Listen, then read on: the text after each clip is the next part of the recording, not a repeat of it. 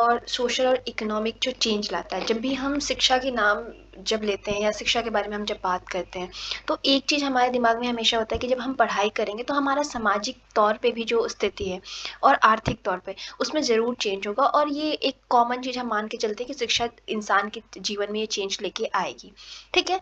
और जो एजुकेशन में चेंज होता है वो वही चेंजेस होती हैं जो सोसाइटी को फॉलो करती है। मतलब समय के साथ जिस तरीके से समाज बदल रहा है, हम मॉडर्न हो रहे हैं, शिक्षा में भी बदलाव आ रहा है, ठीक है।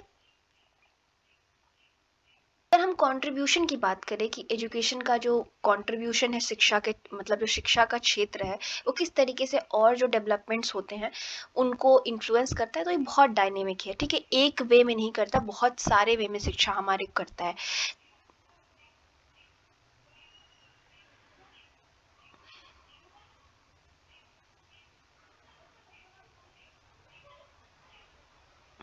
ठीक है, वो आप अगर इकोनॉमिक तरीके से देखें, आर्थिक रूप से, राजनीतिक रूप से, बहुत सारे तरीके से एजुकेशन कंट्रीब्यूट करता है सोसाइटी के डेवलपमेंट में।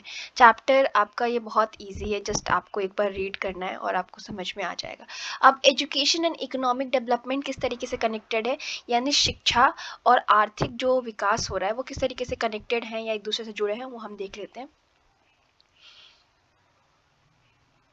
देखिए, एक चीज़ आप मानेंगे कि जब भी हम शिक्षा की बात करते हैं, तो कहीं न कहीं दिमाग में हमारा इकोनॉमिक ग्रोथ होता है, पैसे संबंधित होता है। मान लीजिए कि हम लोग ही पढ़ाई कर रहे हैं, कहीं न कहीं माइंड में ये रख के पढ़ाई कर रहे हैं ना, अगर हम बेसिक लेवल पे लें कि कल को हमारे पास अच्छी हाई पेइंग जॉब होगी और लाइफ अच्छी होगी।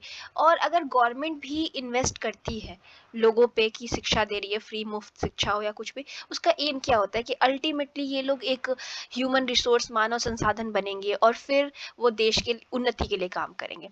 स्पेशली ये आइडिया जो वर्ल्ड वॉर टू ख़त्म हुआ, ठीक है, वो उसके बाद बहुत ज़्यादा सीरियस अटेम्प्ट हुए कि एजुकेशन सबके लिए हो। अगर वर्ल्ड वॉर टू के पहले की दुनिया की अगर हम बात करें, ठीक है, हम देखेंगे कि सोसाइटी उतना ज़्यादा, मतलब बहुत पॉपुलर नहीं था कि सब लोग कॉलेज जा रहे हैं, कुछ लोग को एजुकेशन मिलता था।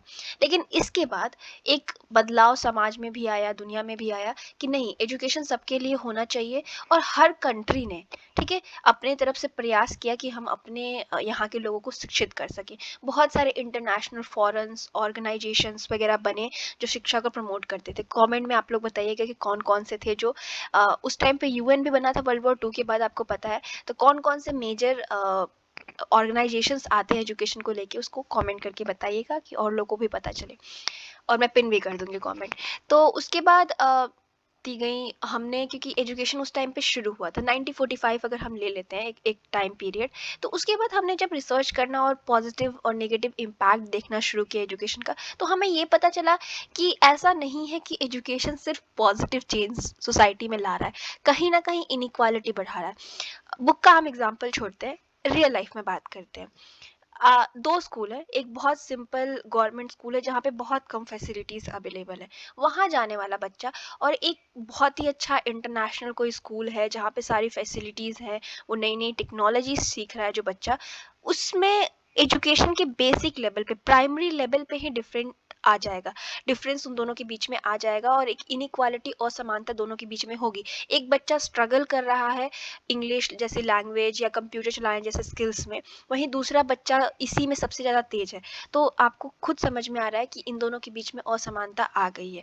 तो कहीं ना कहीं हम मानते हैं, जब हम रिसर्च करना शुरू किए, कि एजुकेशन इनइक्वालिटी भी बढ़ाता है हमेशा। जो अंडर डेवलप लोग हैं या जो बैकवर्ड लोग हैं उनकी लाइफ में चेंज आए, ज़रूरी नहीं है। बट हाँ, कुछ एक्सटेंड तक एजुकेशन ज़रूर हेल्प करता है, बट निगेटिव, हर चीज़ का पॉजिटिव नेगेटिव आप लेके चलिए जब आप सोशोलॉजी जैसा सब्जेक्ट पढ़ रहे हैं, क्योंकि हम लोग का काम ही यही है कि एनालाइज करना कि अच्छी चीज़ की भी बुराई क्या है, ठीक है।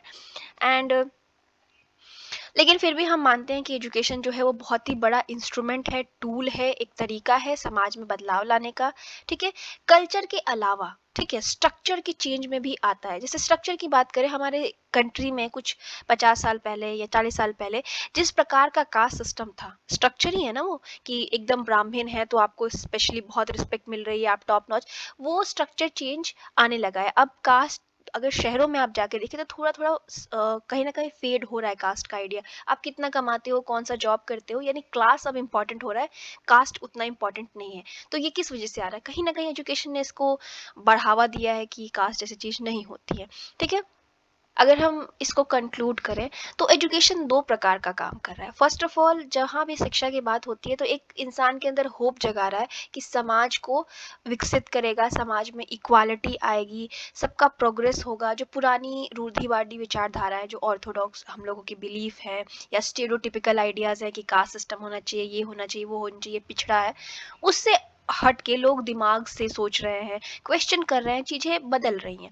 लेकिन एक सेम टाइम पे जब हम उसको देखते हैं तो हमें पता चलता है कि नहीं, ये पार्शियली ट्रू है, मतलब कुछ हद तक सच है कि हाँ, एजुकेशन कुछ चेंज ला रहा है, बट कुछ चीज़ें जो है अभी एजुकेशन की वजह से भी एक गैप क्रिएट हो रहा है। अगर उस पर इंसान काम कर दे तो शायद और बेटर हम फ्यूचर की तरफ जा सकते हैं। ये जो इनइक्वालिटी समाज में आ रही है, मान लीजिए कि एक प्राइवेट एजुकेशन में जो मिल रहा है वो गवर्नमेंट एजुकेशन में वैसे ही लेवल का मिलने लगे तो शायद कुछ बदलाव आएगा। लेकिन फिर एक और क्वेश्चन यहाँ से आ जाएगा कि अगर हम गवर्नमेंट में इस तरीके की सुविधाएं दे रहे हैं तो फिर पावरफुल लोग तो गवर्नमेंट में आना चाहेंगे पढ़ने अपने बच्चों को एंड ऑल।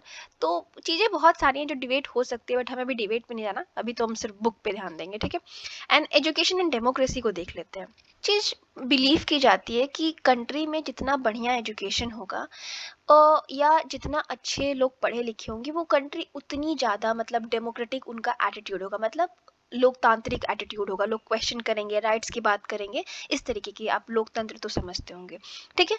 तो ये एक पॉपुलर बिलीफ है। आपने नोटिस भी किया होगा कि जो कंट्रीज़ में ज़्यादा आतंकवाद, या मान के चलिए कि फ्री जो कंट्रीज़ नहीं है, नॉर्थ कोरिया वगैरह का आप एग्जांपल ले सकते हैं, वहाँ पे शिक्षा का जो लेवल है वो बहुत लो है। वहाँ पे आपको हार्डली कोई पढ़ा लिखा मिलेगा, ठीक है? सिर्फ जो ऊंचे तबके के लोग हैं वही पढ़े हुए हैं, जो काम करते हैं बड़े बड़े पोजीशंस पे, बाकी कोई पढ़ा लिखा नहीं है। तो पढ़ा लिखा होना और जो डेमोक्रेसी है, लोकतंत्र, उसमें बहुत ज़्यादा वो है। मान लीजिए कि हम एग्जांपल ले इंडिया का, सब लोग अनपढ़ हो जाए, मतलब कोई पढ़े ही नहीं, कोई कॉलेज ही नहीं जा रहा, शिक्षा, तो दो चार लोग जो होंगे, जो पावरफुल होंगे, जिनके पास पैसा होगा, वो चढ़ के बैठ जाएंगे, मतलब सारा पावर कंट्रोल कर लेंगे, फिर हम भी वैसे। तो एक्चुअली एजुकेशन बहुत बड़ा रोल प्ले करता है एक डेमोक्रेटिक कंट्री में, ठीक है? जब वर्ल्ड वॉर हुआ सेकेंड वाला, और जर्मनी, जापान, एक ऐसे एग्जाम्पल्स हैं जहाँ पे बहुत ही हाई लेवल ऑफ लिटरेसी थी, ठीक है? लेकिन वहाँ का निरंकुश एक गवर्नमेंट का सिस्टम था। अगर हम चाइना की बात करें, वो भी एक अनदर एग्जाम्पल है कि यहाँ हाई लिटरेसी रेट था, but communist form of government था।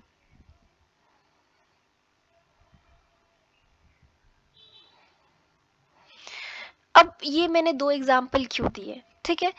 एक मान लीजिए कि आप बहुत पढ़े लिखे हैं, लेकिन आप पढ़ क्या रहे हैं ये भी बहुत मैटर करता है।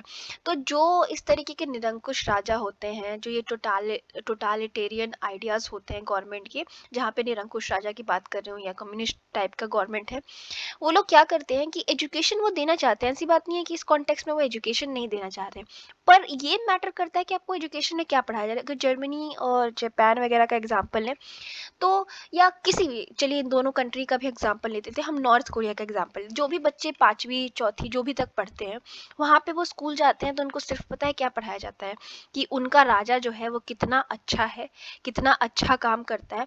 इवन जो उनकी सुबह का प्रेयर होता है, आप लोगों ने स्कूल में किया होगा, उस प्रेयर में भी वो अपने राजा की गुणगान करते हैं।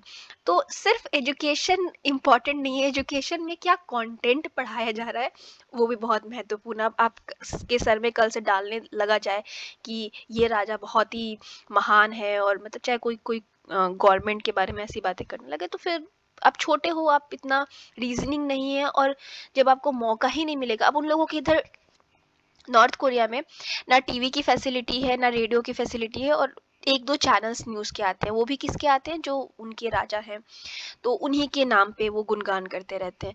तो उनको कहाँ से सीखने को मिलेगा कि ये इंसान हम लोगों के सर पे चढ़ के बैठा है और हमारे को इतना परेशान कर रहा है, हमें जीने नहीं दे रहा, हम लोगों की नॉर्मल लाइफ भी नहीं है, ठीक है? तो इस तरीके का सिचुएशन है कि कंटेंट भी बहुत मैटर करता है कि आपको क्या पढ़ाया जा रहा है, क्योंकि वही इम्पैक्ट करेगा आपके सोचने समझने या आपकी रैशनैलिटी पे, कि आप किस तरीके से तर्क वितर्क कर रहे हैं, ठीक है?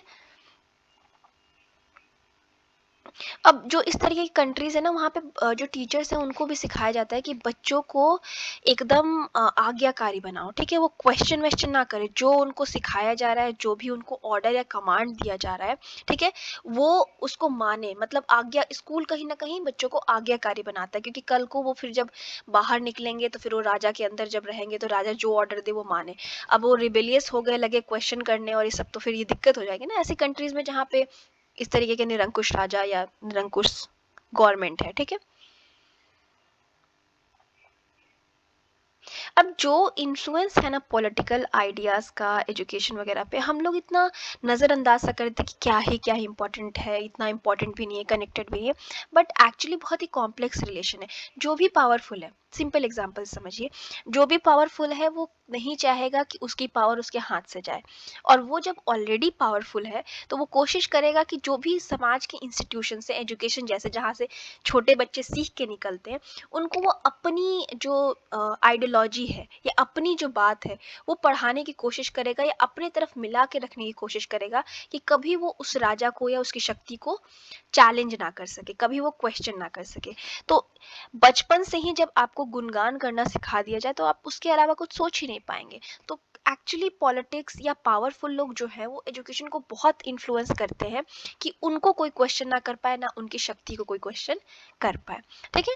तो ये सब जो मेजर आइडिया है ना, ये आपको स्टार्ट वाले जो चैप्टर्स हैं, थिंकर के बाद वाले जो चैप्टर्स हैं, 6, 7 वगैरह वगैरह, 8, उसमें काफ़ी डिटेल इस पर डिस्कशन मिल जाएगा, आप उसको भी देख लीजिएगा, तो वहाँ से आपको समझ में आ जाएगा, ठीक है? तो कंक्लूजन ये था कहने का कि एजुकेशन और जो डेमोक्रेसी है बहुत रिलेटेड है, कि लोकतांत्रिक भावना हम शिक्षा के थ्रू ही लोगों के अंदर डाल सकते हैं, तभी उनको अपने राइट्स वगैरह के बारे में पता चलेगा। एजुकेशन एंड सोशल चेंज देख लेते हैं इंडिया में।